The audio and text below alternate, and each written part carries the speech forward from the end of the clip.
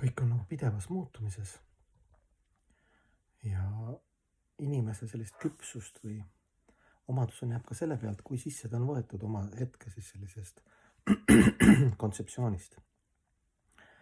Et ta võib olla sisse olla võetud, eks ju, et ma hetke minu maailma nägevus ja see, kuidas ma näen ja kuidas peaks olema. Aga kui sa sellega oled agressiivne ja sa näed kohe ära, et alateadlikult pean ennast nagu paremaks, siis on pikk arengutee, sest kõik on muutumises. Kui sa oma eluteed vaatad, siis sa olid ju üheaastaselt ka samamoodi panid segast, üheaastaselt ka olid sul mingid asjad tähtsad. Ema piim näiteks, rinnapiim. Oli sinu elu lõplik eesmärk siis 2, 3, 4, 5, 10 aastaselt, kogu aeg olid erinevad asjad, 20. Kogu aeg sa nagu sul oli mingi oma filosoofi, sa olid kindel, et nii on parim ja et elada sa pead uskuma seda, eks, et see oma kurgi filosoofia, et minu kasvuhoone kurgid on kõige paremad. Ja see on inimlik ja sellest peab kinni hoidma, aga ei ole mõtet nagu nii hoogu minna, sest et see pilt on nagu terviklikult nagu palju suurem, kui me isegi oskame ette kujutada. Ja neid elu aspekte ja lähenemisi ja Jumala poolt loodud armastuse värve, emotsioonide värve ja erinevad filosoofiad, kuidas teda tunnetada ja temani jõuda või elada üldse niivõrd palju, et me võime oma nagu seda paremat varianti küll jutlustada.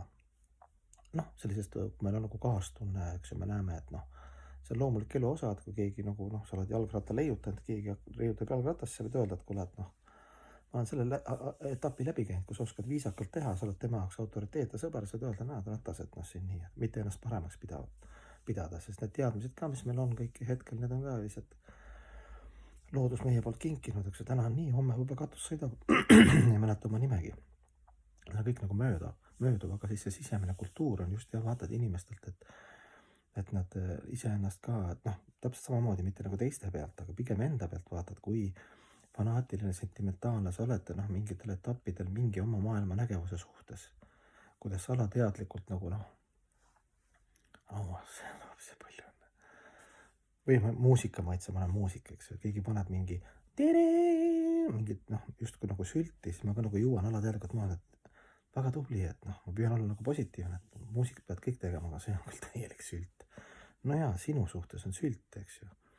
Aga sinu asi, mis sa teed, on kellegi suhtes sült. See on nagu suhteline, eks ju. Et pole mõtet kunagi hoogu minna mingi hetke oma sellisest maailma nägemisest, filosoofiast või kui sa lähed hoogu, siis vähemalt püüa nii olla, et kui sa oled sul on viskiklubi, siis ei ole mõtet teha nagu õlleklubi maha, ütleme, et materiaalne näide, eks ju.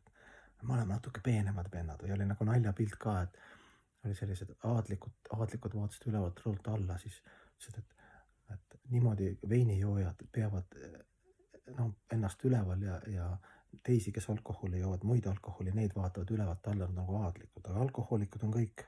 Kas sa jõud veini või otekolonni, alkoholism on alkoholism, eks ju. Või narkotsimehed, eks ju, et see on silla all vend, eks ju. Aga väga kõrgklassi vennad siin mul tuttav New Yorgi vend, kes siin kunagi mingi moeshow'l seal tegi seal koreograafiat, üks Eesti tantsija või ma ei tea, ballettmeister, kes ta oli siin meil, ma ei mäleta nimegi kahjuks, aga talle tervitused. Et ta ütles, et seal olid pärast seda esinemist olid triibud nagu automaatselt kõik valged ilusti laudade peal, et seal keegi küsinud, kas sa paned triipu või ei pane. Et see oli nagu käis nagu selle kultuuri sisse. Et ütles, kuidas ta viisakalt püüs nagu põgeneda. Ta nagu otseselt triibumees ei olnud. Ühesõnaga materiaalses maailmas ongi nii,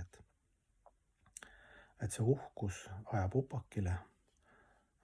Kõik on muutuvises, kes iganes sa oled, mis iganes sul on õigus või sina hetkel näed, et sa oled parim mingites asjades. See, kui alandlikult ja sõbralikult ja targalt sa seda rakendad ja ütlustad, sellest on kohe näha, eks ju. Kui küps sa oled eluliselt.